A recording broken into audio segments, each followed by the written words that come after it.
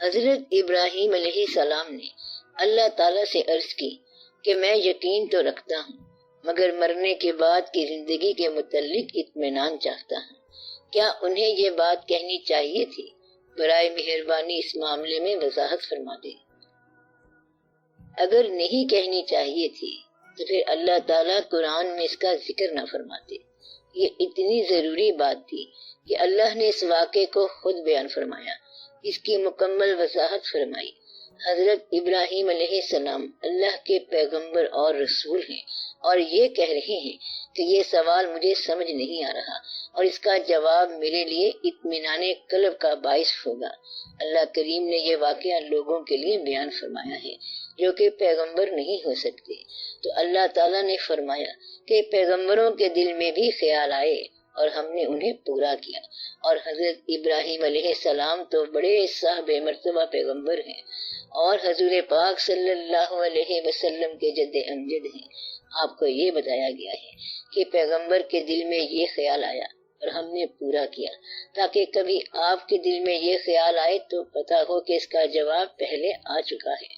آپ کو یہ واقعہ اس لیے بتایا گیا ہے. اللہ تعالیٰ نے اس بارے میں بڑے بڑے جواب دیے ہیں. عملی طور پر یہ جواب دیا ہے کہ پرندے کے مردہ ٹکڑوں کو زندہ کر دیا. اور پھر موسیٰ علیہ السلام کے ذکر میں آتا ہے کہ ایک تلی ہوئی مچھلی زندہ ہو جاتی ہے. اللہ تعالیٰ فرماتے ہیں کہ ہم رات سے دن نکالتے ہیں اور دن سے رات، مردہ سے زندہ پیدا کرتے ہیں اور زندہ سے مردہ. یہ فائنل حکم ہے. آپ اس بات کا مشاہدہ کرو کہ زندہ سے مردہ اور مردہ سے زندہ پیدا ہوتا رہتا ہے. یعنی اللہ تعالیٰ موت سے زندگی اور زندگی سے موت پیدا کرتا ہے.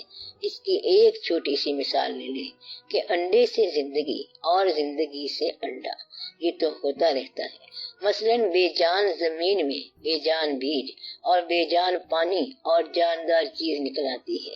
پھر اللہ کریم نے یہ ارشاد فرمایا کہ کیا تم نے ایک باغ دیکھا لہلہاتا ہوا سرسبز باغ، پھر ایک ہوا چلتی ہے جس کو تم خزاں کی ہوا سمجھتے ہو، نہ کوئی پتا رہتا ہے اور نہ کوئی سبزہ رہ جاتا ہے اور باغ بالکل خشک اور ویران ہو جاتا ہے. پھر ایک عرصے بعد جب ہوا چلتی ہے تو اس میں زندگی پیدا ہو جاتی ہے. اسی طرح اللہ نے یہ مثال دی ہے کہ تم زندگی کی پوری سرسبز شاخیں ہو اور سرسبز پودے ہو. پھر ایک ہوا چلتی ہے اور تم سب بجھ جاتے ہو، اور پھر ایک ہوا ایسی چلے گی کہ تم سارے زندہ ہو جاؤ گے. اللہ کریم نے ایک اور جگہ فرمایا ہے کہ میں وہ اللہ ہوں کہ مجھے پہلی بار پیدا کرنے میں کون سی مشکل ہوئی تھی جو دوسری بار ہوگی. تم نے دیکھا کہ پہلی بار میں نے کیسے پیدا کیا، اور پیدا کرنے کا عمل اگر تمہیں سمجھ آ جائے کہ ہم نے کس طرح مردے میں جان ڈالی ہے تو پھر تم کبھی یہ سوال نہ کرتے. اور یہ پہلی بار یا دوسری بار پیدا کرنا میرے لیے مشکل بات نہیں ہے، بلکہ یہ میرے لیے بہت ہی آسان بات ہے، کیونکہ میں نے سب سے پہلے جو انسان پیدا کیا وہ بغیر کسی باپ کے پیدا کیا تھا. اور ہم نے کئی انسانوں تک کو یہ قوت دی ہے کہ وہ بت بنا دیں یا کوئی چیزیں بنا دیں اور پھونک مار دیں تو وہ اڑ جائیں. تو کہنے کا مقصد یہ ہے کہ اللہ کریم کے لیے دوبارہ پیدا کرنا کوئی مشکل بات نہیں ہے. اس لیے یہ حکم ہے کہ آپ مر کے زندہ ہو جائیں گے. اب آپ یہ دیکھیں کہ مر کے زندہ ہو جانے کی خوشی تو اس شخص کو ہو سکتی ہے جو اس زندگی میں کوئی کام کر رہا ہو. جب آپ اس زندگی میں مرے پڑے ہیں تو اگر مرنے کے بعد اٹھیں گے تو بھی یہی کچھ کریں گے. جو لوگ اس زندگی میں کوئی محنت یا کام کر رہے ہوتے ہیں ان کو مرنے کا کوئی خوف نہیں ہوتا. موت کا خوف اس شخص کو ہوتا ہے جو صرف existence for the sake of existence کر رہا ہو اور ہر بار کہے کہ 10 سال کی زندگی اور دی جائے، مگر مزید 10 سال مانگنے سے پہلے سوچ لینا کہ آپ یہ 10 سال برداشت بھی کر سکو گے یا نہیں. اس سلسلے میں ایک کہانی سے بات آپ کو سمجھ آ جائے گی. یہ قدیم یونان کی کہانی ہے کہ ایک دیوی نے کہیں ایک خوبصورت انسان کو دیکھ لیا. وہ دیوتا کے بادشاہ کے پاس گئی کہ مجھے یہ انسان پسند ہے، اس لیے اسے میرے لیے لافانی کر دو، کیونکہ انسان مر جاتے ہیں اور مرنے سے میری محبت مر جائے گی. دیوتاؤں نے کہا کہ تم ایک فانی چیز کے لیے لافانی زندگی مانگ رہی ہو، پہلے اچھی طرح سوچ لو۔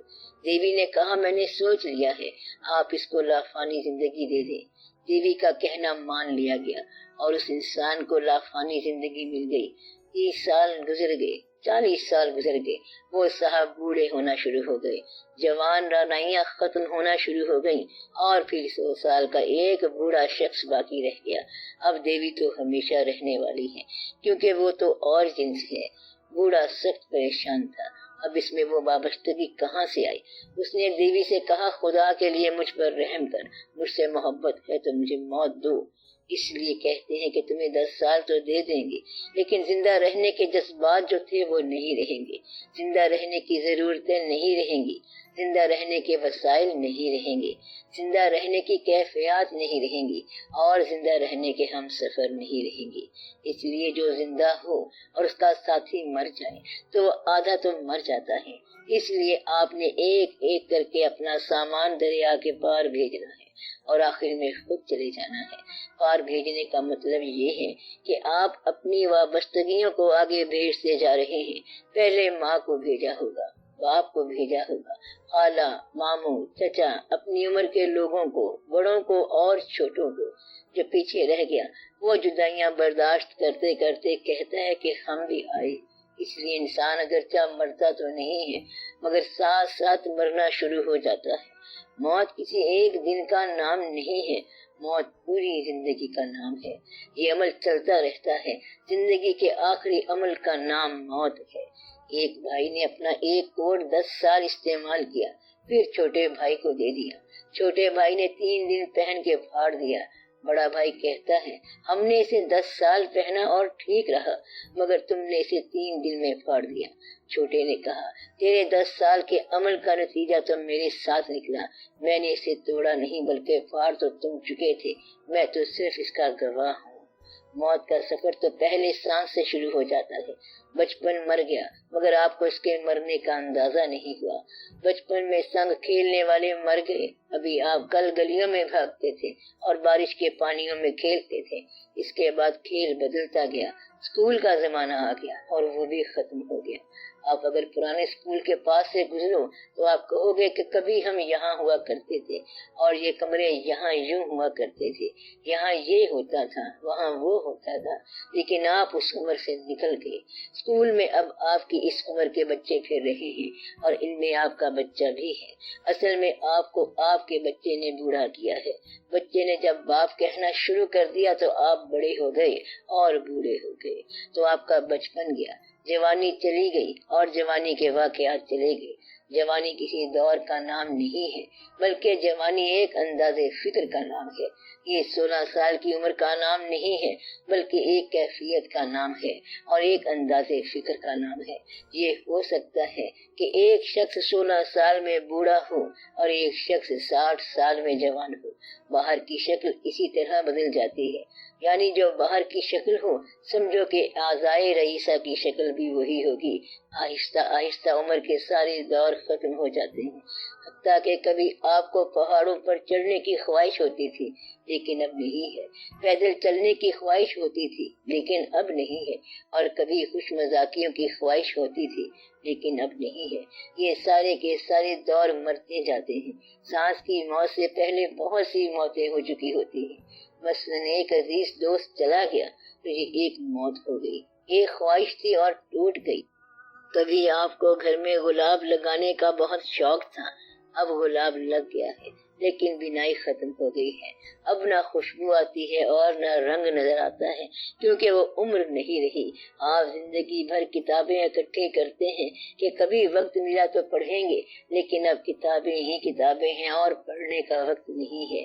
انسان آہستہ آہستہ مرتا چلا جاتا ہے، اپنے لوگ بیگانے ہونا شروع ہو جاتے ہیں۔ اگر کبھی آپ کو معلوم ہو کہ پردیس میں رہنے والا آپ کا بھائی اس شہر میں آیا ہے اور آپ کو ملے بغیر چلا گیا ہے تو موت تو ہو گئی۔ ایسے اکثر ہوتا ہے کہ 2 بھائی مل کے اپنا جنازہ اکٹھے پڑھتے ہیں، یعنی یہ کہتے ہیں کہ مکان کے درمیان دیوار ڈال لو اور تیرے بچے ادھر اور میرے بچے ادھر۔ بھائیوں نے مل کر بھائیوں کے درمیان دیوار ڈال لی، اب وہ بھائی تو ختم ہو گئے۔ وہ جو ایک تھالی میں کھانے والے تھے اب ایک مکان میں 2 دیواریں بناتے ہیں۔ جب بھائی کے ساتھ آپ کا حساب اور لین دین شروع ہو جائے تو سمجھو کہ آپ لوگ مر گئے۔ وہ بھائی جس کو آپ ہمیشہ دیا کرتے تھے یا لیا کرتے تھے، اب 10-10 روپے گننا شروع ہو گئے ہو۔ جو انسان تحلیل ہوتا جا رہا ہے، خیالات بدلتے جاتے ہیں، چہرے بدلتے جاتے ہیں، وابستگیاں بدلتی جاتی ہیں، عنوان بدلتے جاتے ہیں، رشتہ داریاں ختم ہوتی جاتی ہیں، حتیٰ کہ آخری ایک موت جو ہے وہ سانس کی ہوتی ہے۔ ہم سانس کے ختم ہونے کو موت سمجھتے ہیں، حالانکہ یہ سانس تو اعلان ہے ان تمام موتوں کا جو آپ مر رہے ہو۔ موتیں تو آپ گزار رہی ہو، مگر یہ دیکھو کہ جب زندگی من اللہ ہے تو پھر موت بھی من اللہ ہے۔ آپ نے ساری زندگی اللہ سے مستعار لی تھی اور ایک معاہدہ ہوا تھا کہ آپ کا اتنا عرصہ ہے وہ گزاراؤ، یعنی جاؤ، کھاؤ پیو اور شام کو گھر واپس آ جاؤ۔ اب آپ واپس نہیں آتے جبکہ کھا پی چکے ہو، اس لیے وہ گھنٹی بجا دیتا ہے کہ کہاں گیا، پکڑ کے لاؤ بچے کو، اور پھر بچہ واپس آ جاتا ہے۔ مقصد یہ کہ یہ کھیل اتنا سارا ہے کہ پیر پیغمبر ولی درویش مردان خدا موت کی وادی سے گزرے ہیں بتسلیم و رضا۔ موت کیا ہے حق سے بندے کو ملانے کا سبب، موت سے ڈرتے نہیں جو جاگتے ہیں نیم شب۔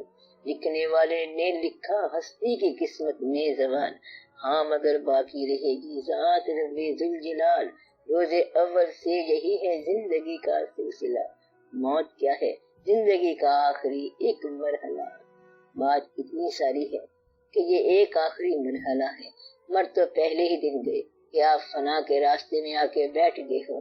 کہاں آ گئے ہو؟ مرنے کے لیے۔ بقا سے نکل کے فنا میں آ بیٹھے ہو تو اب تو تمہاری حالت خطرناک ہے، کیونکہ یہ مقام فنا کا ہے۔ ایک آدمی مکان بنانے لگا تو مستری سے کہا کہ دیوار ذرا پکی بنانا۔ مستری نے کہا فکر نہ کرے، یہ آپ کے بعد بھی ٹھہرے گی۔ اس نے کہا خدا کے واسطے یہ تعمیر بند کر دو۔ یہ اللہ کریم کا فیصلہ ہے، جسے آپ سنت اللہ کہتے ہیں کہ وہ دنیا میں بھیجتا ہے پھر واپس بلا لیتا ہے اور یہاں رہنے نہیں دیتا۔ یہ بڑی حیران پریشان کر دینے والی بات ہے کہ جس ذات مبارکہ کا اللہ کریم نے کہا کہ ہم نے آپ صلی اللہ علیہ وآلہ وسلم کے لیے کائنات بنائی اور آپ صلی اللہ علیہ وآلہ وسلم کے لیے سورج بنایا، وہ سورج موجود ہے مگر وہ ذات اس طور پہ نہیں ہے۔ یعنی اللہ کریم نے فرمایا کہ آپ صلی اللہ علیہ وسلم نہ ہوتے تو یہ کائنات نہ ہوتے۔ اب کائنات تو ہے مگر آپ صلی اللہ علیہ وسلم اس حالت میں نہیں ہیں، تو گویا یہ پردہ ہے اور اس پردے کو عبور کرنا ہے۔ حضرت موسیٰ علیہ السلام کا ایک مشہور واقعہ ہے جو سینہ بسینہ چلتا ہے۔ انہوں نے اللہ کے حضور سوال کیا اور دعا کی۔ اللہ نے ارشاد فرمایا کہ فرعون کو ہمارے پاس بھیج دو کیونکہ وہ بڑے طاغوت میں ہے۔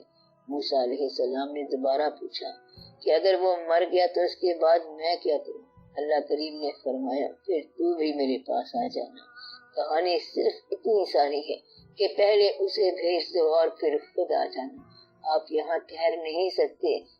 اللہ کے پاس خود جانا نیکی کی بات ہے، لیکن اگر کسی کو زبردستی بھیج دیا جائے تو یہ اس کی عبرت ہے۔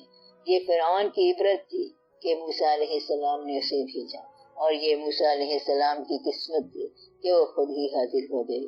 اللہ کو ماننے والا ادھر ہے تو اللہ کا ہے اور ادھر ہے تو بھی اللہ کا ہے، یعنی ان للہ و انا الیہ راجعون۔ اس کا مطلب ہے کہ ہم ان کے ہیں یہاں بھی، ہم ان کے ہیں وہاں بھی۔